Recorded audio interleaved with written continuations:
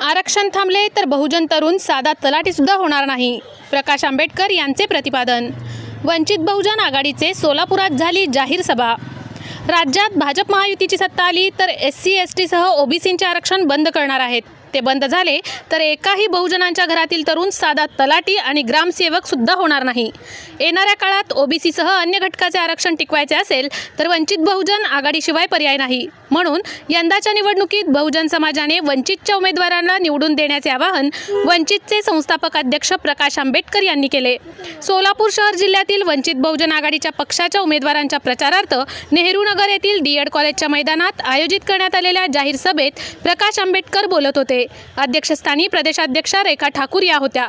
या प्रसंगी जिल्हाध्यक्ष चंद्रशेखर मडिखाम, सोमनाथ साळुंके, दक्षिण सोलापूरचे उमेदवार संतोष पवार, अक्कलकोटचे संतोष कुमार इंगळे, मध्यचे श्रीनिवास संगेपांग, बार्शीचे धनंजय जगदाळे, उत्तरचे विक्रांत गायकवाड, चंद्रशेखर गायगवळी, प्रियाताई पवार, मंगळवेढा अशोक माने, राजेश यशवंत कुमार, माड्याचे राहुल चव्हाण आदी उमेदवार उपस्थित होते। प्रकाश आंबेडकर म्हणाले की राज्यात गेल्या अनेक दिवसांपासून आरक्षणाचा विषय गाजतो आहे। 1990च्या पूर्वी बहुजनांच्या घरातील मुलगा तलाठी आणि ग्रामसेवक सुद्धा होत नव्हता। आरक्षणानेच आज तलाठी, ग्रामसेवक, डॉक्टर आणि उच्च पदस्थ अधिकारी झाले। माझं आरक्षण वाचलं पाहिजे म्हणून आज ओबीसींचा लढा आहे। ओबीसींना महायुती आणि आघाडीकडून विधानसभेला नगण्य जागा दिल्यात। कायदेमंडळाच्या सभागृहात आपला प्रतिनिधी नसेल तर आरक्षण वाचणारच नाही। भाजपने अलीकडे नवीन धोरण सुरू केलं, बटेंगे तो कटेंगे। ओबीसींचं आरक्षण बंद करून सवर्ण हिंदू का गरीब हिंदूला कापतो आहे। आगामी विधानसभेच्या निवडणुकीनंतर आरक्षणाला धोका आहे। जिल्हा परिषद, पंचायत समिती आणि नगरपालिका, महापालिकेच्या निवडणुका थांबल्या। निजामी मराठ्याकडून गरीब मराठ्याला संपवलं जात आहे। लक्ष्मण हाकेवर हमला झाला, हा दहशत निर्माण करण्याचा प्रयत्न आहे। SC आणि STचे सुद्धा आरक्षण धोक्यात आलं आहे। आरक्षणाच्या वर्गीकरणच नको आहे। येणाऱ्या काळात वंचितकडून गरिबांची कामे केली जातील। संतोष पवार म्हणाले की वंचित हे एका जातीचे आणि धर्माचे पक्ष असल्याचे सांगितले जाते। इथे तर सर्वच जाती धर्माचे उमेदवार वंचितकडून लढत आहेत। दक्षिणमध्ये आजपर्यंत जाती धर्मावरच राजकारण केलं आहे, विकासावर नाही। जनावरांना दिवसातून 3 वेळा पाणी लागतं, पण सोलापुरात माणसाला मात्र 8 दिवसातून एकदा पाणी दिलं जातं। सुभाष देशमुख यांनी रस्त्याशिवाय विकासच केला नाही। दक्षिण, उत्तर आणि अक्कलकोटला पाणी मिळालं नाही, हे दुर्दैव आहे। प्रियाताई पवार म्हणाल्या की संतोष पवार हे प्रस्थापितांच्या विरोधात झगडत आहेत। बाबासाहेबांमुळे मतदारांच्या मतपेटीतून राजा जन्माला येतो आहे। पवार हे तळागाळातील आहेत। एक विचार घेऊन पवार लढत आहेत, त्यांना साथ देण्याचे आवाहनही त्यांनी यावेळी केले।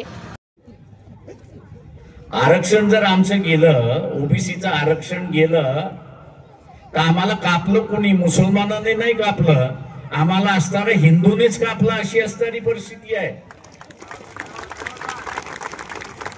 आणि कोण हिंदू? तर सवर्ण हिंदू, त्यांनी कापलं।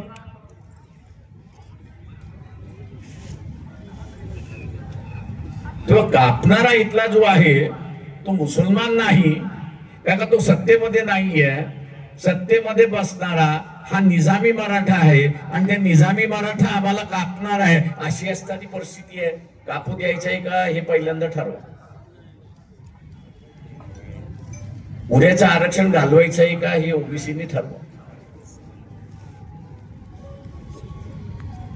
मी त्या सर्व ओबीसीना सर्व इलेक्शनच्या कालावधीमध्ये सुद्धा विचारत असतो, तुम्ही तुमच्या घरातला, गाभाऱ्यातला देवारा बाहेर काढणार आहात का? ज्या दिवशी तुम्ही घरातला देवारा बाहेर काढणार आहात त्या दिवशी खऱ्या अर्थाने धर्मावरती संकट आहे असं मी त्या ठिकाणी म्हणणार आहे। पण जोपर्यंत वाडवडिलांचा असणारा घरातला देवारा हा कायम ठेवणार आहे, तोपर्यंत धर्मावरती संकट नाही, हे आपण असणारा लक्षात घ्या। हे फसवाय, हे फसवाय। यांना खऱ्या अर्थाने ओबीसीचं आरक्षण काढून घ्यायचं आणि ओबीसीचं आरक्षण काढून घ्यायचंय म्हणून त्यांनी असणारा चाललेला सगळा खेळ खंडोबा आहे, आपण लक्षात मित्रो। आणि म्हणून माझं असणारं ओबीसीचं आव्हान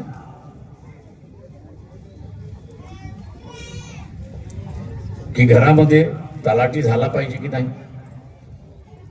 घरामध्ये ग्रामसेवक झाला पाहिजे की नाही, घरामध्ये डॉक्टर झाला पाहिजे की नाही, घरामध्ये IAS अधिकारी झाला पाहिजे की नाही, बँकेचा अधिकारी बँकेचा क्लार्क झाला पाहिजे की नाही,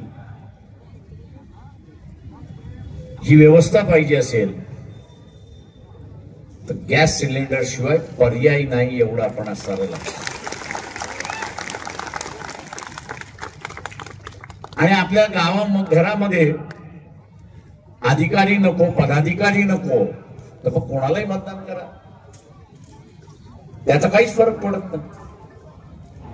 पण आम्हाला जागृत केलं नाही,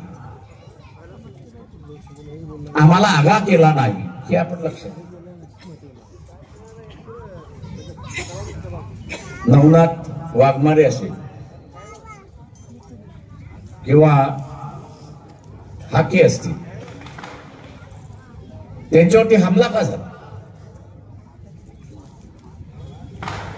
त्या हमल्याचं कारण काय? त्या हमल्याचं कारण होतं ते कुठल्या तरी ओबीसीच्या उमेदवाराच्या प्रचाराला. ते ओबीसीच्या प्रचाराला. आता प्रचाराला गेल्यानंतर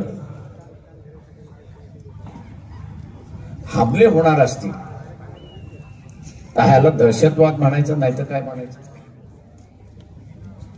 हमला केला, दहशत निर्माण केली की कुठल्या उमेदवाराच्या प्रचाराला कोणी जाणार नाही.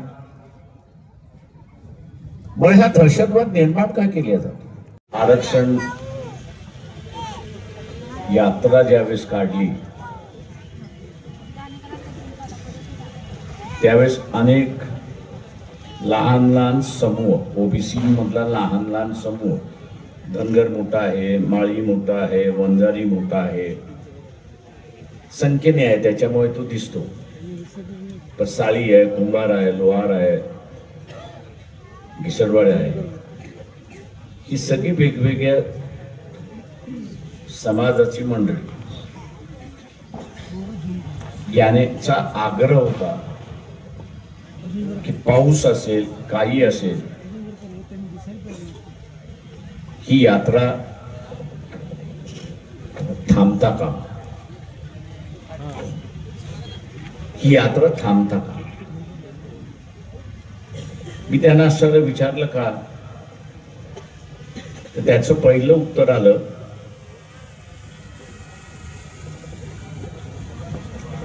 एकतर जे आमचा अपमान चालला, हिनवून चाललो,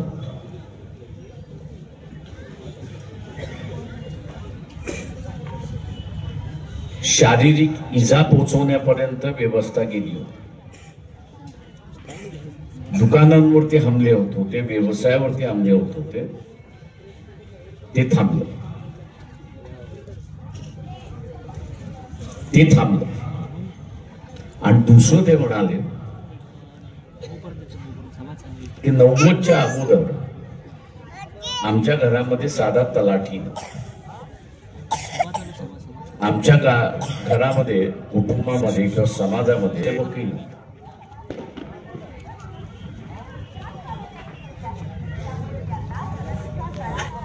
उरलेलं आरक्षण जे आहे, उरलेलं आरक्षण कशामध्ये आहे? ते शिक्षणामध्ये आहे. उरलेलं आरक्षण कुठलं आहे? ते शिक्षणाचं आहे. उरलेलं आरक्षण कुठे आहे? तर सर्व्हिस मधलं आरक्षण आहे. ते काढून घ्यायचं. ते एकदा काढून घेतलं की ओबीसी पुन्हा 1990च्या अगोदरच्या परिस्थितीमध्ये होता, त्याला आपल्याला घेता येतं अशी परिस्थिती आहे. ओबीसीने ठरवायचं आहे की त्याला 1990च्या अगोदरच्या परिस्थितीमध्ये जायचं आहे का, हा त्याच्यातला भाग. प्रगतीशील राहायचं असेल तर गॅस सिलेंडर शिवाय पर्याय नाही, हे ओबीसीने त्या ठिकाणी लक्षात. तीच असणारी परिस्थिती या ठिकाणी SC आणि ST ची आहे. कोर्ट स्वतःच्या जजमेंट मध्ये म्हणतात, कोर्ट स्वतःच्या जजमेंट मध्ये असं म्हणतं की आदिवासींचं ज्युडिशरी मध्ये प्रमाण जे आहे ते 1.7 म्हणजे 1.7% एवढाच आहे, जजमेंट मध्ये नमूद करतो.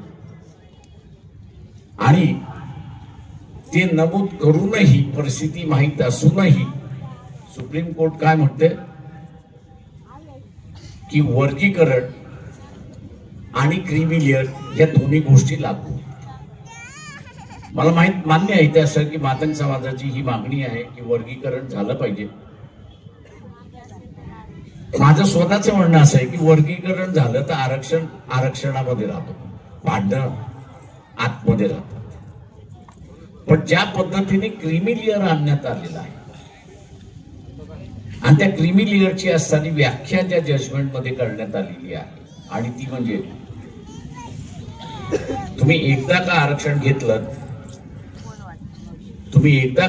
घेतलं की तुम्ही क्रीमी लेअर मध्ये गेलात, आणि तुम्ही एकदा क्रीमी लेअर मध्ये गेलात की तुमच्या गांडीवरती लाथ आणि लिस्टच्या बाहेर.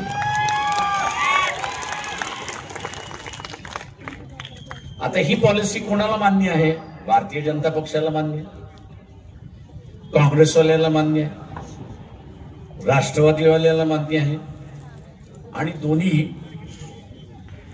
सेनेला मान्य आहे. त्यांनी असं म्हटलं की आम्ही सुप्रीम कोर्टाचा हा निर्णय मान्य करू. तेव्हा ज्यांच्या एससी आणि एसटी मधले ज्यांच्या गांडीवरती लाथ बसणार आहे त्यांनी खुशाल यांना मतदान करावं, आणि ज्यांना आरक्षणाच्या माध्यमातून आपण पुढे गेलो, मग ती फ्रीशिप असेल, स्कॉलरशिप असेल, सर्व्हिस मधली नोकरी असेल, डॉक्टरीतला असेल, इंजिनिअरिंग मधला असेल, हा सगळा वर्ग उद्याची असणारी ही शिडी ही आपली कायम राहिली पाहिजे. उद्याची असणारी ही शिडी कायम राहिली पाहिजे. या व्यवस्थेचा असणारा हिस्सा होण्याचा असणारा आपण एक भाग. आरक्षण आपल्याला या व्यवस्थेत जर का आपण नीट त्याच्याकडे लक्ष दिलं तर आपल्याला असं लक्षात येईल की यांच्या सभांमध्ये जी चर्चा आहे ही चर्चा इकडच्या सर्वसामान्य जनतेचे जे प्रश्न आहेत, समस्या आहेत, त्याच्या बाबतीतली चर्चा नाही. त्याच्या बाबतीमध्ये आम्ही काय करणार ह्याची चर्चा नाही. एक विशिष्ट जातीचा आणि विशेष धर्माचा पक्ष आहे. इथं बसलेल्या माझ्या जनतेने हे सांगावं, वंचित बहुजन आघाडी हे एका जातीचं किंवा एका धर्माचं पक्ष आहे का? वंचित बहुजन आघाडी या महाराष्ट्रामध्ये या राजकीय लोकांनी जे आपल्या कामापासून वंचित ठेवलेला आहे, आपल्या ज्या गोष्टी पाहिजे त्याच्यापासून वंचित ठेवलेला आहे, त्याचा हा वंचित पक्ष आहे. बाळासाहेबांनी 200 पेक्षा जास्त उमेदवार दिली. त्याच्यामध्ये कोणी एक असं कारखानदार किंवा कोणी असं प्रस्थापित किंवा विशिष्ट जातीची माणसं नाही आहेत, सगळ्या जाती धर्माची माणसं आहेत त्याच्यामध्ये. त्यामुळं साहेब इथलं राजकारण फक्त जातीवर चालतं बरं का. गेल्या 10-15 वर्षामध्ये जसं मला कळतं त्या सोलापूर जिल्ह्याचं राजकारण हे विकासावर होत नाही, फक्त जातीवर चाललं जातं.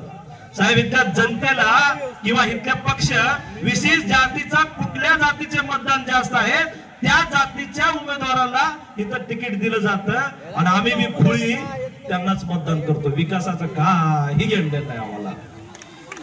साहेब उजनी धरण बांधलं, आपल्याला मुद्दे दिलेले आहेत. उजनी धरण बांधलं त्यावेळेस यशवंत सागरचा करार झाला होता. अर्धा पाणी साठा सोलापूर जिल्ह्यासाठी आणि अर्धा पाणी साठा हा पुणे जिल्ह्यासाठी. आमच्या दुर्भाग्य साहेब असं आहे, पिण्याच्या पाण्यामधलं 5% पाणी सुद्धा इंदापूरला दिलं गेलं. आमच्या हातात फंटावून गोपाळा. साहेब जनावरांना सुद्धा दिवसातलं 3 वेळा लोक पाणी देतात. जनावरांना सुद्धा दिवसातलं माणसं 3 वेळा पाणी देतात. आमची परिस्थिती अशी आहे, 6 दिवसातलं एकदा आम्हाला प्यायला पाणी दिलं जातं. इतकी कामं इतकी बेकार, एवढाच हद्दवाढ पट्टा. माझं जर आता 37 वर्ष वय आहे, 35-40 वर्षापूर्वी हद्दवाढ पट्टा कॉर्पोरेशन मध्ये घेतलं गेलं होतं. हद्दवाढ पट्ट्यातली बेसिक गोष्टी देश स्वातंत्र्य होऊन एवढी वर्ष झाली, बेसिक गोष्टी सुद्धा इथलं केलं जात नाही.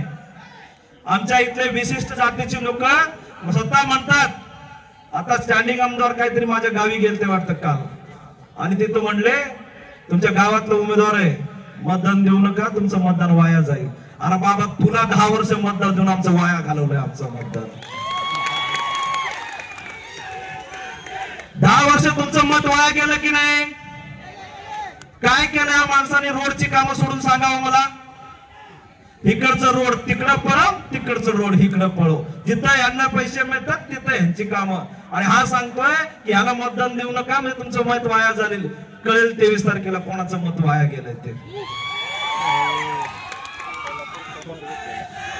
देवा, मी काल सुद्धा सांगितलं होतं, करोडो रुपये, लाखो रुपये स्टेट गव्हर्नमेंटने सिंचनवर खर्च केले. सांगली जिल्ह्यातलं टेंबू योजनेचं 6व्या टप्प्याचं काम झालं. आणि ह्या 2-3 अक्कलकोट, दक्षिण सोलापूर आणि उत्तर सोलापूर या 3 तालुक्यामध्ये 1 रुपया शासनाने आपल्या भागात आला नाही सिंचनचा, कारण ह्या लोकांची मानसिकता नाहीये.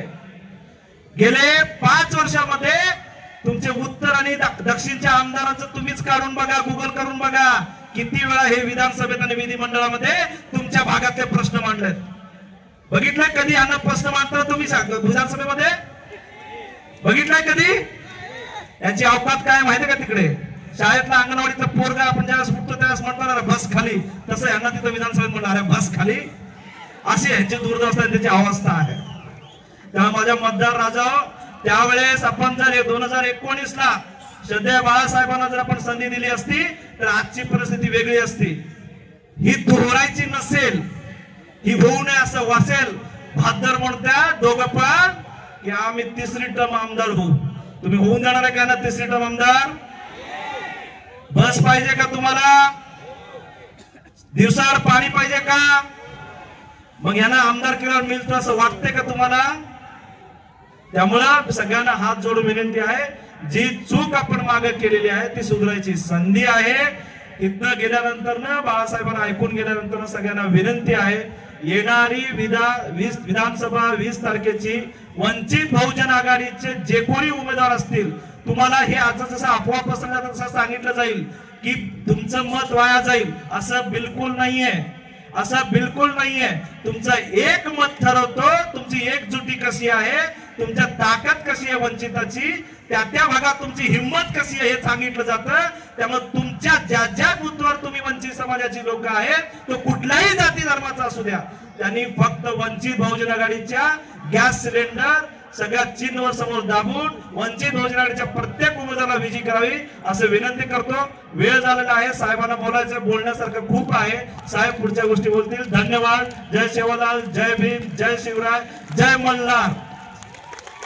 आपण जमलेलो आहोत ते 23 तारखेच्या विजयाची नांदी करण्यासाठी आपण इथे बहुसंख्येने जमलेलो आहोत. आणि ही जी विजयाची नांदी आहे, माझी जी ओळख आहे ती माझे पती श्री संतोष सेऊ पवार, दक्षिण सोलापूर विधानसभा मतदारसंघ 251 या मतदारसंघातून उभे आहेत. एक 35 वर्षाचा उमदा यंग डायनामिक तरुण आपल्या भवितव्यासाठी महाराष्ट्राचं लीडरशिप करू इच्छितो आणि त्याला आपल्या सर्वांना साथ द्यायची आहे. स्वामी विवेकानंदांनी ब्रिटिश सत्तेला आव्हान केलं होते की फक्त 100 युवक मला द्या, मी अख्ख्या जगावर राज्य करेन. तसं या यंग डायनामिक आणि उमद्या तरुणाला तुम्ही सर्वांनी साथ द्या. हा साऊथ सोलापूरचं नाव अख्ख्या महाराष्ट्रात उज्ज्वल करेल. फार फार फार मी तुम्हाला सांगते की आमचं पूर्वीपासून श्रद्धास्थान असलेले डॉक्टर बाबासाहेब आंबेडकर, आमच्यात नेहमी त्यांच्याबद्दल चर्चा होते. डॉक्टर धनंजय कीर यांनी लिहिलेलं डॉक्टर बाबासाहेब आंबेडकरांचे चरित्र मला आजही मुखोद्गत आहे आणि साहेबांसोबत मी बऱ्याचदा त्याच्यासोबत चर्चा केलेली आहे.